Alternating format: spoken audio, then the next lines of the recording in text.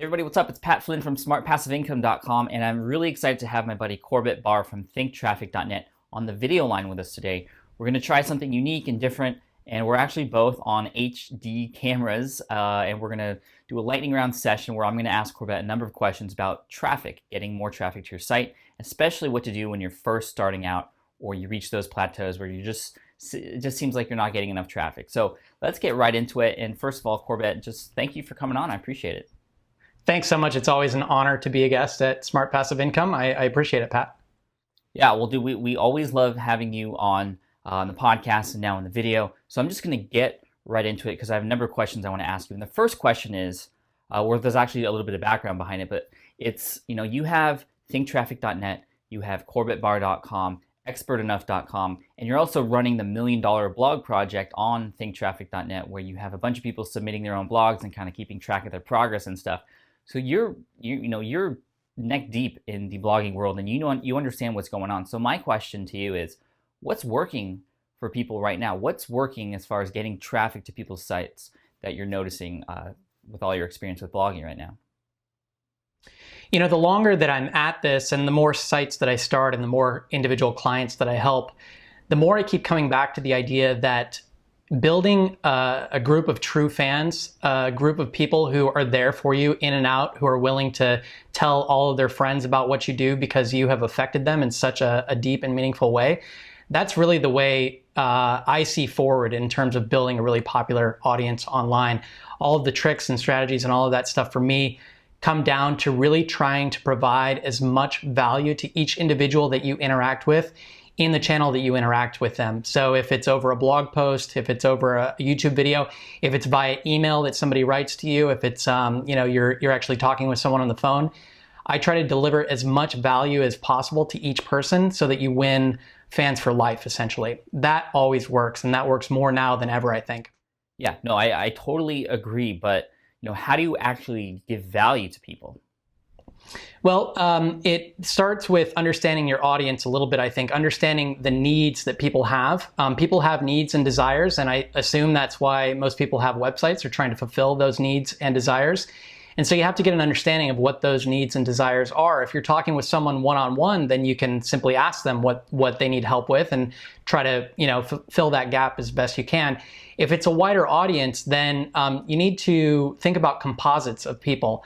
Think about the types of people that are in your audience, things that you've learned maybe from reading comments people have left, from emails people have sent you, from conversations that you've had with one-on-one individuals, and basically take that and apply it to your blog posts so that you can maybe think about one or two people as you're writing each blog post and try to address those people. And if you really provide value to those individuals, then it's likely that you're going to be helping a broader audience at the same time.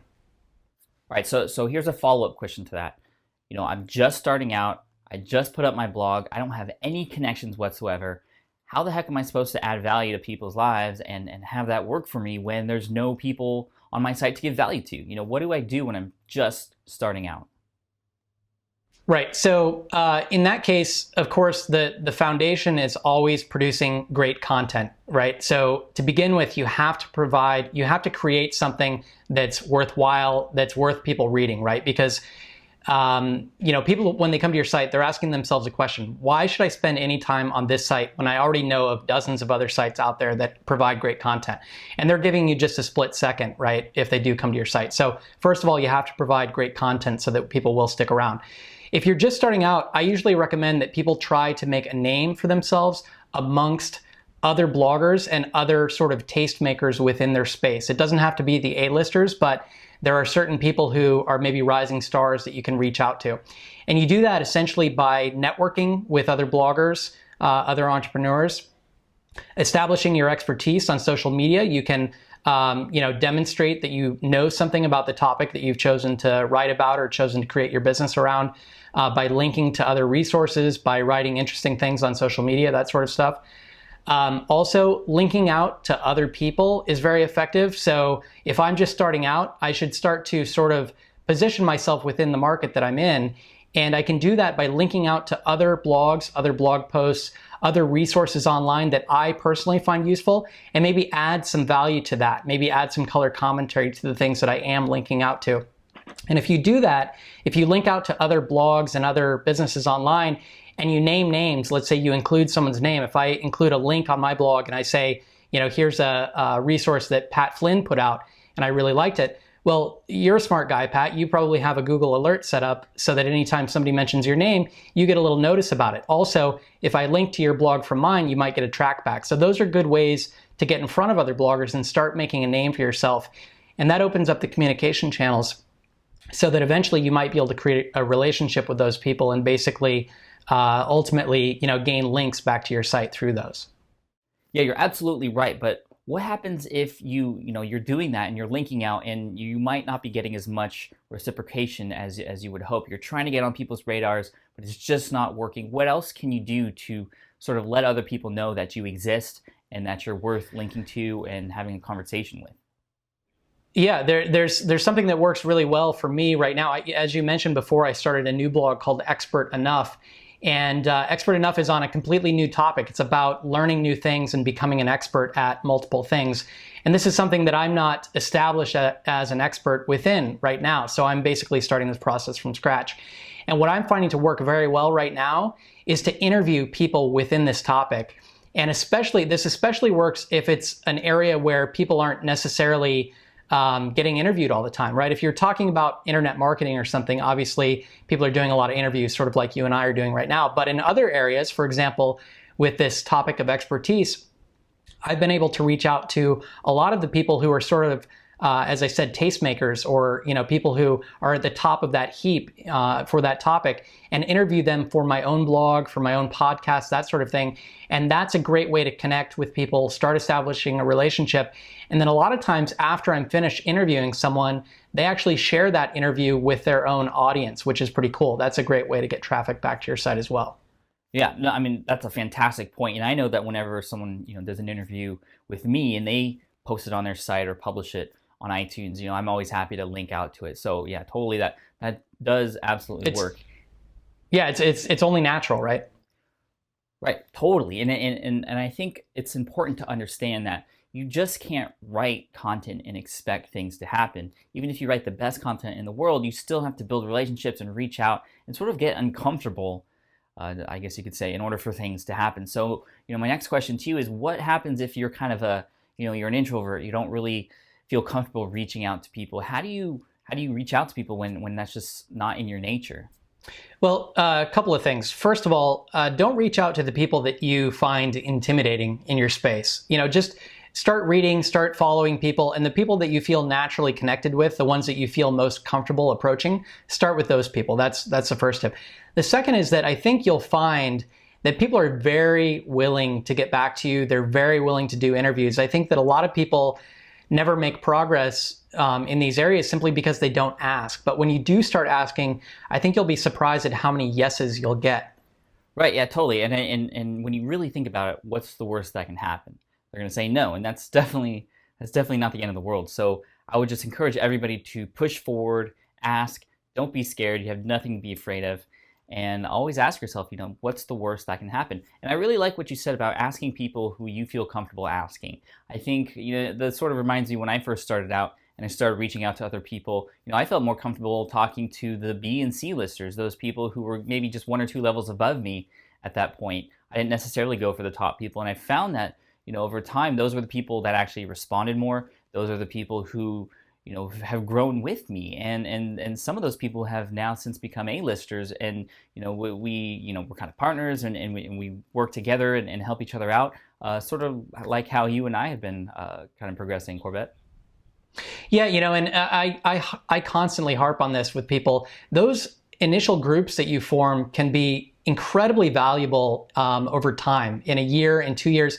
In fact, I was just looking back on some posts where I had written about your success, Pat, back just maybe 18 months ago or 2 years ago. And to think about where you were then versus where you are now, I think your blog was maybe 1/10 the size that it is now when you and I first started talking. And so think about the people around you and look for the people who are the rising stars, the people who have something valuable to say and who you can see doing something big in the years to come. And many of those relationships will actually pay off in the long run. Yep, totally. And I want to ask you now about time frame. When you're just starting out, how long can a new blogger expect to see results? You know, they're doing these things, they're linking out, they're getting interviews from people. You know, how long till someone gets a significant amount of traffic, maybe enough to monetize or enough to really get their message out to a lot of people and influence people in the way that they would like? You know, are we talking 1-2 months, 1 or 2 years? You know, what are your thoughts on that? That's kind of a loaded question. I like to use, if I can, maybe a kindling analogy, and I haven't tried this before, so bear with me if it doesn't work out. You know, if you have the right combination of things, if you have let's say a market that's ripe for information with low competition, if you have really incredible content, if you focus on the techniques and strategies that are going to yield you the most benefit for the least amount of effort, if you do all of those things, it's like trying to start a fire with really dry kindling, maybe even with gasoline. And in that case, you might be able to make incredible progress in just a few months. If, on the other hand, you know, you start out in an industry that has a lot of competition, you don't differentiate your offering, you don't necessarily have anything useful or interesting to say versus what's already being said, and maybe you're putting out mediocre quality content to begin with, that's like trying to start a fire with wet wood. It might happen eventually, but it's going to take you a whole lot of effort. And so my entire strategy when I advise people on starting new blogs and new websites online is to get them to that point where they're working with dry wood. Yeah, no, that analogy worked for me, and I think it would for everybody else too. It makes complete sense. So I want to finish up here by talking really quick about analytics. You know, keeping track of the traffic that's coming to your site. How are you keeping track? What are you doing with those numbers, and kind of how are you analyzing that traffic, and what are you doing from there? So what are your thoughts about kind of keeping track of traffic, Corbett? Good question. This is something where I think there's kind of a fine line, because some people become so obsessed with numbers that they spend way too much time within the analytics and not enough time producing great content or being honest with themselves about how great their content is and you know, the efforts that they're doing to actually get off their site and network with people and that sort of thing. So there's a balance. But on the other hand, a lot of times I talk with people maybe that I'm coaching one-on-one or mentoring, and I start asking them questions like, well, you know, what are your top sources of traffic? And they don't necessarily even know that. So you have to track enough so that you know where your efforts are actually working out and where they're not. So if you're spending a ton of time, for example, let's say on a social network like Google+, and you don't know whether or not you're getting traffic from that network, and you're just starting out, and you know there's 100 things that you could be working on at once, and you need to sort of laser focus on the things that work, then I would suggest that you look into your analytics, you look and see if any traffic is actually coming from the different things that you're spending time on. And if not, maybe you need to trim those things. Maybe you don't need to be focusing on those things, at least in the short term. Instead, look at the top of your list, look at the top 10 things that are bringing traffic, and put more effort into those things, because it's going to pay off sooner rather than later. Yeah, and you know that those things are working for you already. So what you can do is you can go to those techniques and go to those places and make them work even better. I mean, they're probably working because you're good at that, whatever that may be. So just keep working at it. So I don't know if you mentioned it. What tools are you using to keep track? Oh, for analytics. So I use two tools, and maybe this is a little obsessive. Like I said earlier, I actually use Google Analytics because it's free, it's the standard. It's also the thing that I had installed first, and so I keep using it for continuity purposes. But lately, I really enjoy Clicky at getclicky.com, and actually that's one I think that I learned about from you originally, Pat. And I like that because it's real time, it shows sort of a different view of the data, and it's just really sort of easy to understand and navigate. So those are the two really that I use for tracking just, you know, straight analytics, people coming to my sites. All right, awesome, because those are the same exact tools that I use as well. So I'm glad to hear we're on the same wavelength. Now, to finish up here, I want to give you, Corbett, the quick opportunity to share a little bit about Traffic School. And for those of you who don't know, Traffic School is a course that Corbett comes out with a few times a year. He opens up the doors, has applicants come in, and then kind of fills it up and closes the doors and really works with that group. And I'm very, very happy to be an affiliate for this course. As you know, I don't really promote things very much, but when I do, it's only for things that I'm really, really confident in and proud to put my name with. So Corbett, I would like you to explain a little bit to everybody what Traffic School is all about. Sure. So Traffic School is essentially a comprehensive program that takes you through all the ins and outs of building traffic. And it's not just a bunch of bolt-on tactics or strategies. It's actually a comprehensive framework based on something I call the Thriving Audience Framework. And this dives into your fundamentals, the foundation that you need to be building on your website, including things like the unique selling proposition, your differentiation, your branding, your design, all of that sort of stuff. It then dives into content and what it really takes to create epic content that will almost spread the word by itself if you do it right. How to create highly shareable content, that sort of stuff. And then finally, it gets into the promotional elements. How do you make a name for yourself? How do you get off of your site, find out where people are hanging out, and then bring them back to your own site? So it goes through all of that in a comprehensive way, sort of step-by-step lessons, including action plans and workbooks for people to go through.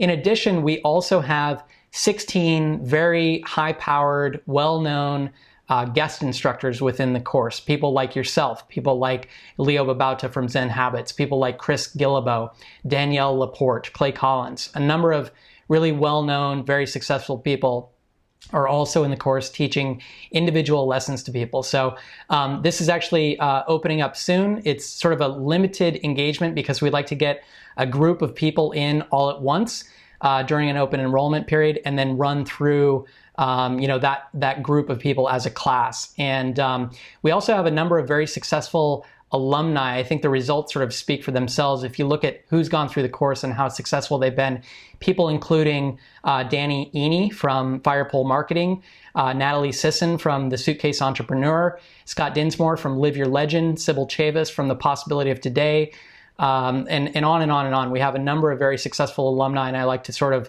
talk those people up because as I was looking through actually just today at all the people that had gone through, I was fairly proud to see who had gone through that, and I think that sort of speaks for itself. So thank you. Yeah, that's awesome. And a number of people that I've actually referred through my affiliate link to Traffic School have come back to me and just said thank you and have seen boosts in their traffic as well. So anyone who really has a site and you're maybe not just seeing enough traffic and you have a little bit of room for education in your life, I really highly recommend Corbett's course, Traffic School, which is like the perfect name for a course, Corbett. So again, thank you so much. If you want to go through my affiliate link, that's smartpassiveincome.com/traffic school. No spaces or dashes in there, just smartpassiveincome.com/traffic school. And if you have any questions for me or for Corbett, feel free to leave a comment down below, and I'm sure we'll get back to you. And again, thank you, Corbett, just for taking the time for your wisdom and education here on the SPI video or YouTube channel or blog or whatever you want to call it. And I guess we'll see how these HD videos come out. So again, thank you so much. I can't wait to talk to you again. Thanks so much, Pat. I love being on. I'm a huge fan of what you do, and I appreciate it. All right, man. Thanks again. Take care.